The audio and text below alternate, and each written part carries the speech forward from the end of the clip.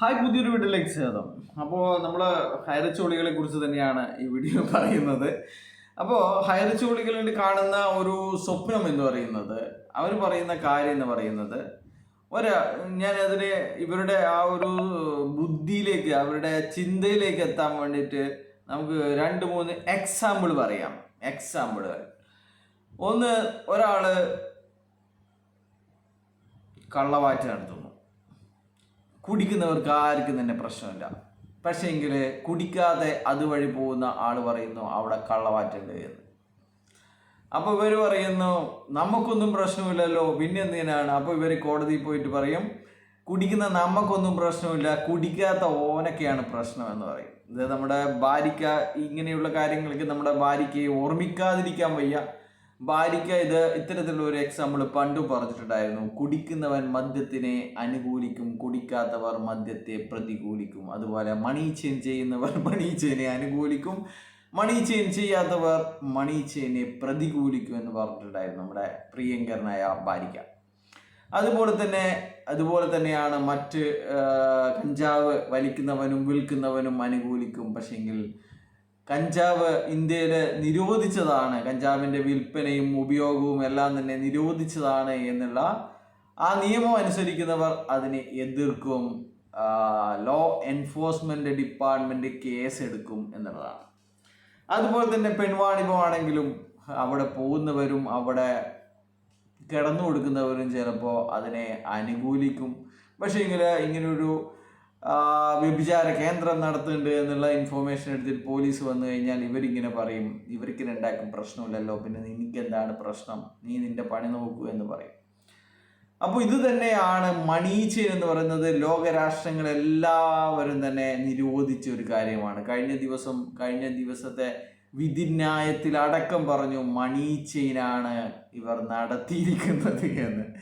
ഇപ്പോൾ അതുകൊണ്ട് തന്നെ ഇവർ പറയുന്നില്ല, ഏതെങ്കിലും കോടതി പറഞ്ഞിട്ടുണ്ടോ എന്ന്. ഇവരിപ്പോൾ ആ പരിപാടി നിർത്തി.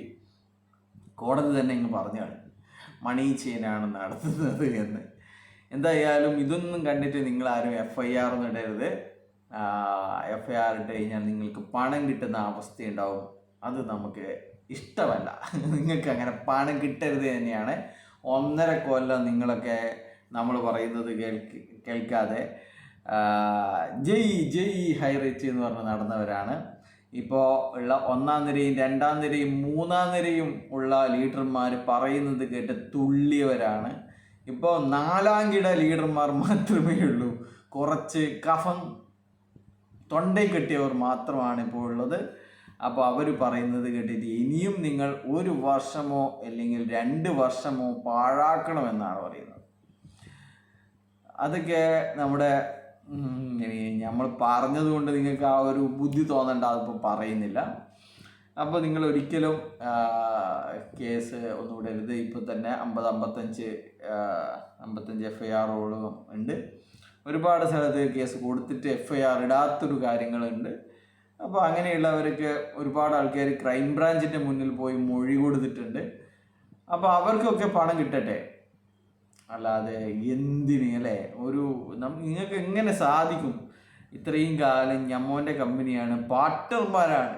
ശരിക്കും പറഞ്ഞു കഴിഞ്ഞാൽ നിങ്ങൾ പാർട്ട്ണർമാരെന്ന് പറയരുത്. സത്യം പറഞ്ഞാൽ പ്രൊമോട്ടർമാരെന്ന് പറഞ്ഞു. പ്രൊമോട്ടർമാർ മണി ചെയിൻ അല്ലെങ്കിൽ ഇതുപോലെയുള്ള എന്താണ് സ്കീമുകൾക്കൊക്കെ പാർട്ട്ണർമാരല്ല, പ്രൊമോട്ടർമാരാണ് നല്ലത്.